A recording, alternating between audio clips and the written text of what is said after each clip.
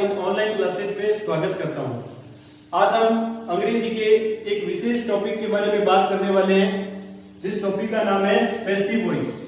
इस passive voice को लेकर कई सारे डाउट्स, कई सारे कंफ्यूजन रहते हैं, लेकिन आप इस वीडियो को पूरा देखेंगे तो पैसिव वॉइस को लेकर कोई भी डाउट आपके मन में नहीं रहेगा। आपको इस वीडियो को पूरा देखना है, ध्यान से समझना है पैसिव वॉइस क्या होते हैं, इनका यूज किस प्रकार से होता है और एग्जाम में इनके क्वेश्चन किस प्रकार से पूछे जाते हैं, वो सारी बात हम इस वीडियो में करेंगे। तो देखते हैं पैसिव वॉइस। सबसे पहली बात, पैसिव वॉइस किसे कहते हैं, इनकी डेफिनेशन क्या होती है, क्या परिभाषा है पैसिव वॉइस की। तो देखते हैं, यदि सब्जेक्ट बेस्ड सेंटेंस है, subject based sentence active voice कहलाता है। यदि कोई सेंटेंस कर्ता प्रधान है तो उसे एक्टिव वॉइस कहेंगे, जबकि ऑब्जेक्ट बेस्ड सेंटेंस जो होते हैं वो पैसिव वॉइस कहलाते हैं। तो इन परिभाषाओं से हमारे एक अंतर समझ में आता है, कर्ता प्रधान वाक्य एक्टिव वॉइस होते हैं और कर्म प्रधान वाक्य पैसिव वॉइस होते हैं। Subject based sentence is called active voice and object based sentence is called passive voice. एक माइनर सा डिफरेंस है इन दोनों के अंदर। एक्टिव और पैसिव में समानताएं क्या होती है, इनको समझने के लिए इससे पहले हम ये समझते हैं कि सब्जेक्ट बेस्ड सेंटेंस और ऑब्जेक्ट बेस्ड सेंटेंस कैसे पहचाना जाता है। कई बार हमें ये पता ही नहीं होता कि वाक्य का सब्जेक्ट कौन सा है और ऑब्जेक्ट कौन सा है। तो सब्जेक्ट और ऑब्जेक्ट की पहचान कैसे की जाती है, इसको देखने के लिए हम ये एक छोटा सा ट्रिक याद करेंगे, जिससे आपको सब्जेक्ट, वर्ब और ऑब्जेक्ट के बीच का जो रिलेशन है वो समझ में आएगा और उसके द्वारा आप किसी भी वाक्य के सब्जेक्ट, वर्ब और ऑब्जेक्ट की पहचान कर सकते हैं। जब भी कोई सेंटेंस हिंदी में लिखा हुआ होता है तो उस वाक्य के सबसे अंत में वर्ब लिखी हुई होती है। फॉर एग्जाम्पल, हम एक सेंटेंस देखते हैं, राम क्रिकेट खेलता है। राम क्रिकेट खेलता है, तो इस वाक्य के सबसे अंत में जो लिखा होता है खेलता है, ये इसकी वर्ब है। और जब आप इस वर्ब से पूछेंगे हु यानी कौन, वर्ब से कौन पूछने पर हमेशा जवाब आता है सब्जेक्ट।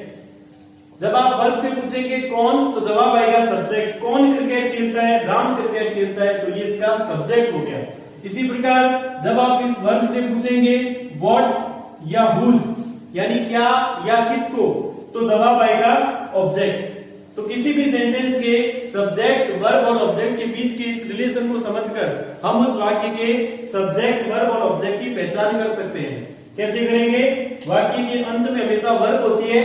वर्ब से पूछेंगे कौन, जवाब आएगा सब्जेक्ट। वर्ब से पूछेंगे क्या या किसको, जवाब आएगा ऑब्जेक्ट। राम क्या खेलता है, राम क्रिकेट खेलता है। क्या का जवाब किसने दिया, क्रिकेट ने, तो ये क्रिकेट इस वाक्य का क्या हो गया, ऑब्जेक्ट हो गया।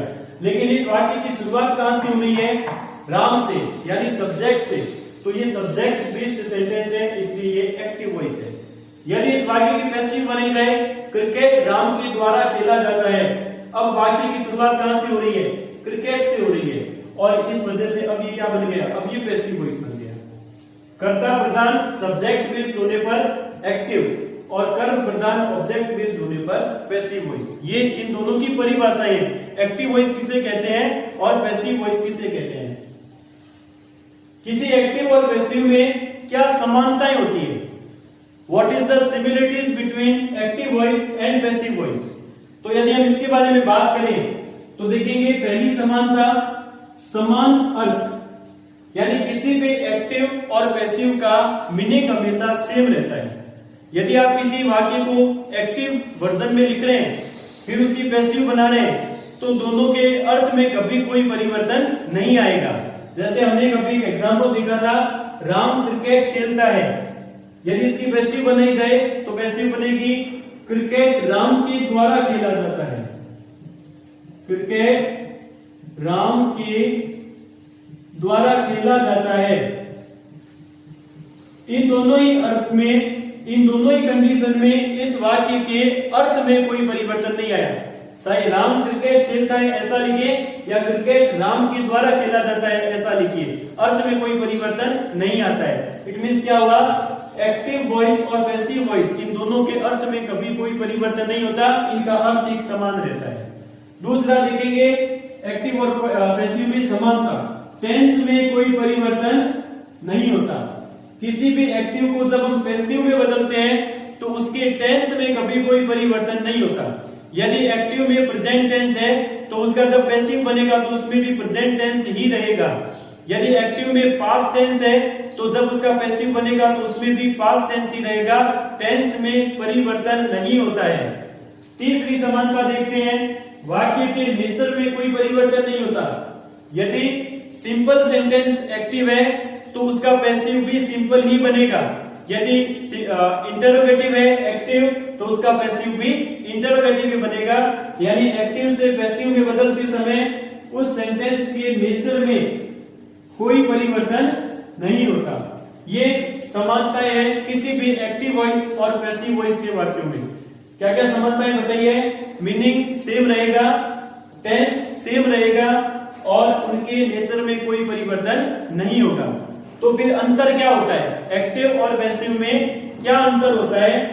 एक्टिव और पैसिव में इनकी परिभाषा से हमें पता चल गया अंतर क्या होता है।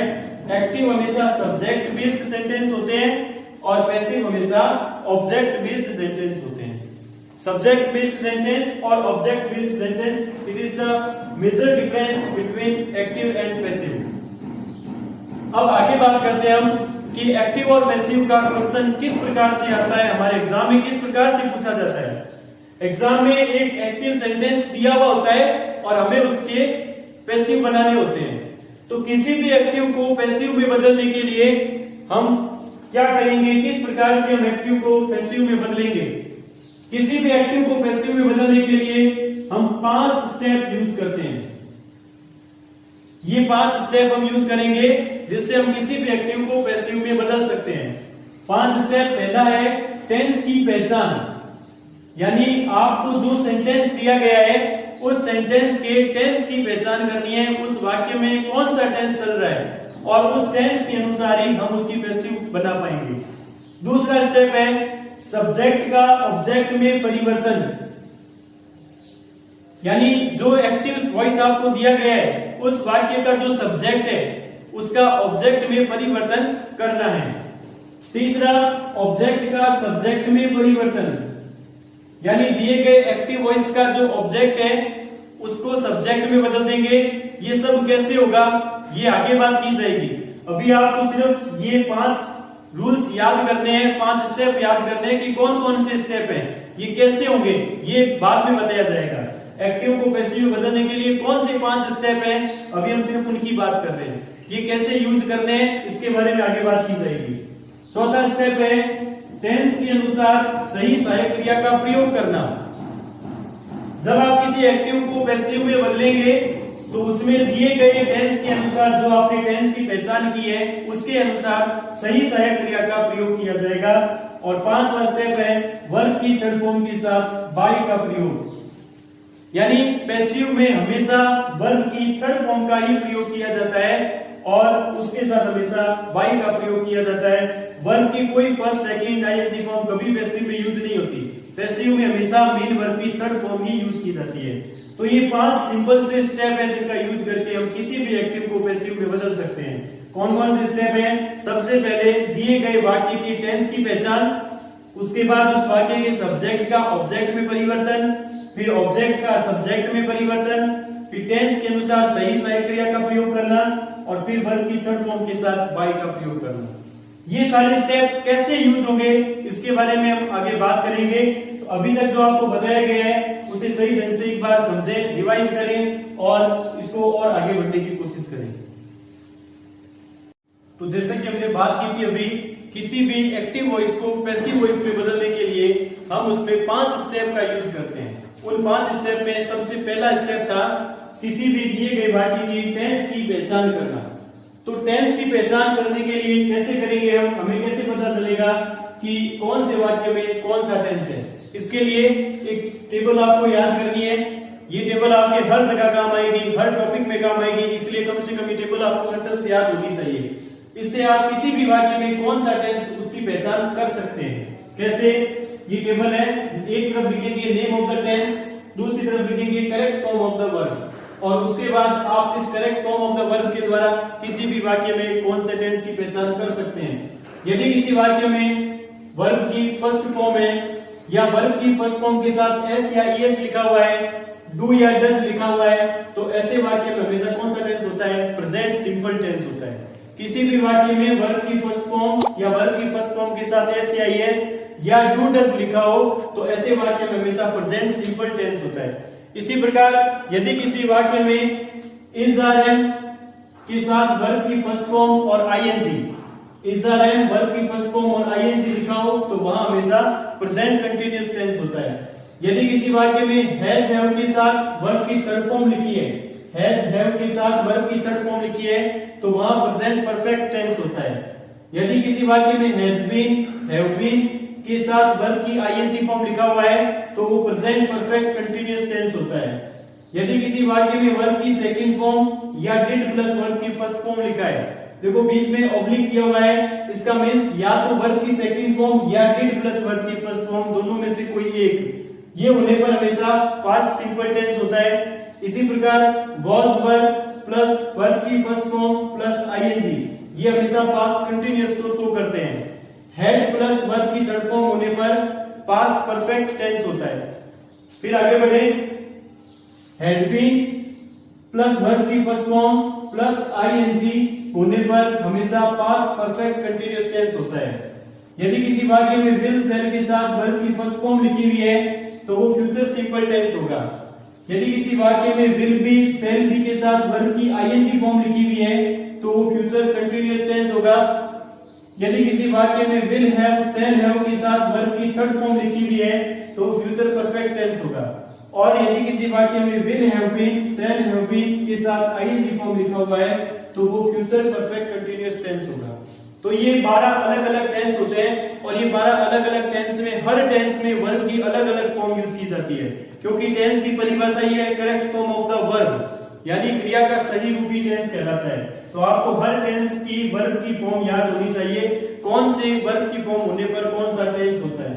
तो आज आपका मेनली जो होमवर्क ये रहेगा कि आपको इस टेबल को पूरा याद करना है और correct form of the verb कौन सी होने पर टेंस कौन सा होता है ये आपको बिल्कुल कंठस्थ याद होना चाहिए, तब आप इस पैसिव वॉइस को आगे और भी अच्छे से समझ पाएंगे।